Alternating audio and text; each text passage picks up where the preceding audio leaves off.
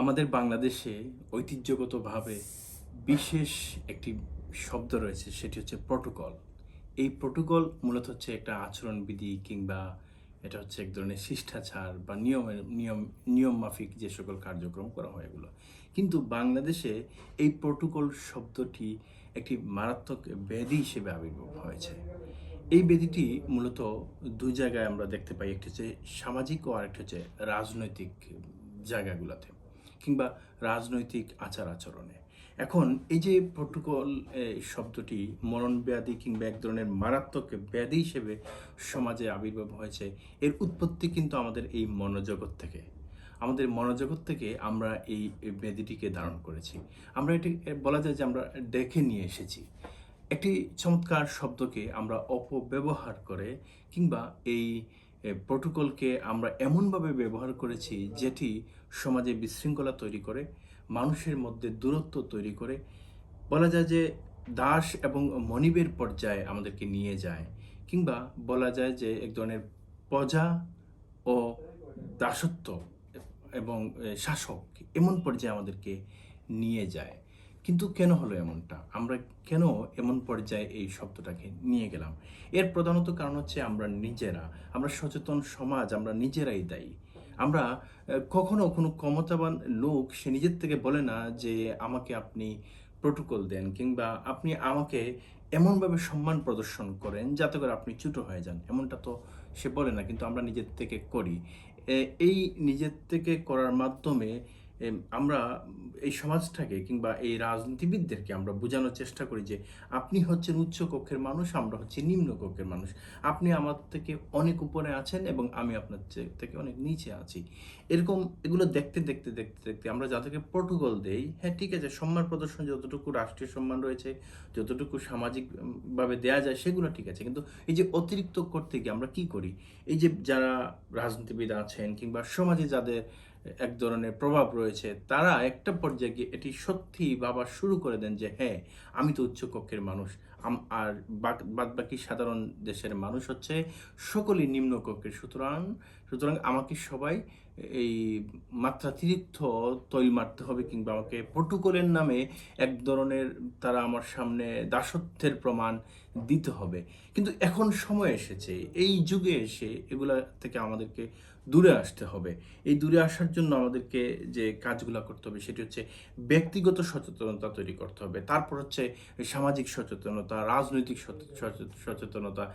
ব্যক্তিগত সচেতনতা কি? সেটি হচ্ছে যেমন ধরুন আমরা যদি মনে করি একজন সম্মানিত মানুষকে সম্মান যতটুকু দেয়ার তাকে সম্মান দেই, তাতে আমরা ছোট হব না। সম্মান প্রদর্শন করতে হবে। কিন্তু সম্মানের পরিবর্তে প্রটোকলের নামে কাউকে আমরা এমন ভাবে তাকে উপস্থাপন করব না যাতে করে সমাজে আমরা নিজেরা ছোট হয়ে যাই, এই সমাজটাকে ছোট করা হয় কিংবা সমাজে বিশৃঙ্খলা করা হয়, অথবা দেখা গেল যে একজন রাষ্ট্রীয় ব্যক্তি কিংবা মনে করেন যে কোনো একজন রাজনৈতিক ব্যক্তিত্ব তিনি রাস্তা দিয়ে চলছেন, এমন পর্যায়ে তিনি লুঙ্গি পরে চলছেন। আমরা কি করলাম? বললাম, "হায়, হায়! উনি তো লুঙ্গি পরে চলতেছেন।"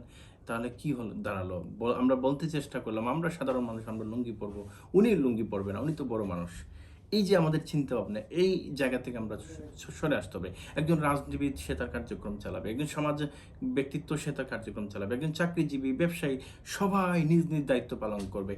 তার দায়িত্ব তাকে পালন দিতে হবে। এখন যদি তার দায়িত্ব পালন করার ক্ষেত্রে আমরা গিয়ে তাকে এমনভাবে তৈলমর্দন শুরু করে দেই, এমনভাবে তার সঙ্গে আচরণ করি যাতে করে সে ওই যে ১ম এ বললাম সে ভাবা শুরু করে দেয় আমি বড় উচ্চ কক্ষের লোক, বাদবাকি সব নিম্ন কক্ষের লোক। এটা করতে দেয়া যাবে না। আমরা দেখেছি বিগত বাংলাদেশের রাজনীতিতে, এটা নতুন না, বছরের পর বছর থেকে আসতেছে। শুধুমাত্র যারা এম জনগণের ভোটে নির্বাচিত এমপি মন্ত্রী তারা নয়, সাধারণ অনেক নেতা আছেন যারা সরকার দলীয় বিশেষ করে বা প্রভাবশালী রাজনীতিবিদ। তারা কি করেন? বিশেষ হরন, যেটা প্রশাসনের পুলিশ হরন বাজায়, সেটি বাজিয়ে তারা গ্রামগঞ্জে ঘুরেন গাড়ির মধ্যে করে।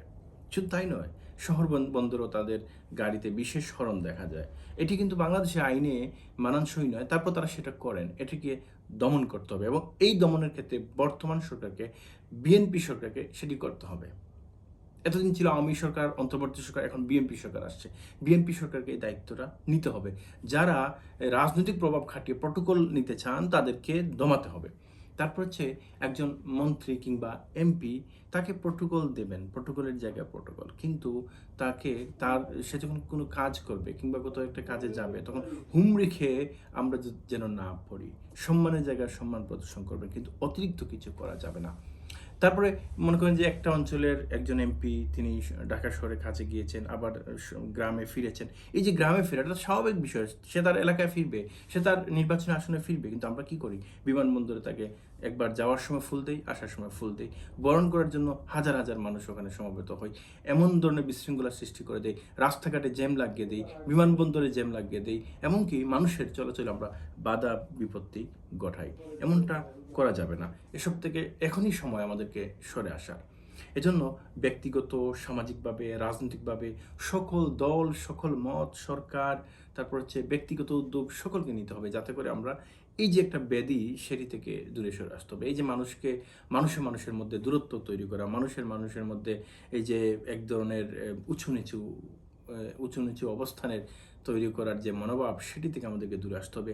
এজন্য আমাদেরকেই উদ্যোগী হতে হবে। আমরাই যেন প্রথমে এরকম কাজ না করি। আমরা যদি অন্যকে অতিরিক্ত বড় মনে করি, তাহলে আমরা ছোট হব। হ্যাঁ, নিজেকে ছোট করা ভালো, তার মানে এটা নয় যে আমি কাউকে প্রভুর মতো দেখব আর নিজেকে দাস হিসেবে উপস্থাপন করব, সেটি মোটেও মানানসই নয়। আপনি যে কোনো রাজনৈতিক দল করতে পারেন, আপনি যে কোনো দেশে অবস্থান করতে পারেন, আপনি যে কোনো গ্রামের ছেলে হতে পারেন, আপনি শহরের ছেলে হতে পারেন, যেই হন না কেন, আপনার সম্মান আপনাকে বজায় রাখতে হবে। এটি হচ্ছে আসলে একজন মানুষের পরিচয়। আমরা মানুষের জায়গা থেকে দূরে সরে এসে আমরা এখন দাসত্বের, হ্যাঁ, এক ধরনের অবস্থান, আমরা নিজেদেরকে দাস হিসেবে উপস্থাপন করার চেষ্টা করি। এটি ঠিক না, এটি একদম উচিত না। আশা করব বর্তমান যে রাজনৈতিক কালচার শুরু হয়েছে, এখান থেকে এটি সরে আসবে এবং সামাজিকভাবে, ব্যক্তিগত উদ্যোগে আমরা সকলেই সচেতন হব। এই প্রত্যাশা রইল।